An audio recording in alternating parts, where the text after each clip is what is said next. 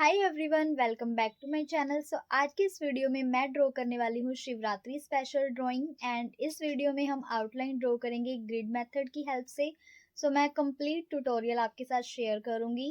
अगर आप मेरे चैनल पर पहली बार आए हो प्लीज़ सब्सक्राइब माय चैनल। ये है हमारी रेफरेंस इमेज की फ़ोटो मैं कम्युनिटी पोस्ट में डाल दूँगी, तो आप वहाँ से जाके देख सकते हो। यहाँ पर मैं यूज़ कर रही हूँ A4 साइज़ की आइवरी शीट 210 GSM की। आपके पास जो भी शीट अवेलेबल हो A4 साइज़ की, आप वो यूज़ कर सकते हो। यहाँ पर आपको 2 सेंटीमीटर के गैप लेकर पेपर के चारों तरफ ऐसे डॉट डॉट लगा लेनी है मेज़र करके।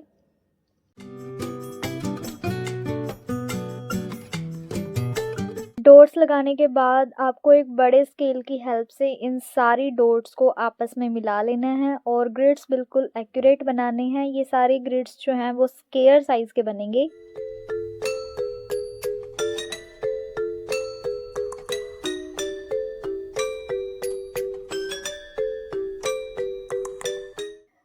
गाइज़, हमने ग्रिड्स बना लिए हैं और मेरे सारे ग्रिड्स जो हैं बिल्कुल एक्यूरेट बने हैं। और इस तरीके से आपको पेज पर नंबरिंग लिख लेनी है दोनों साइड।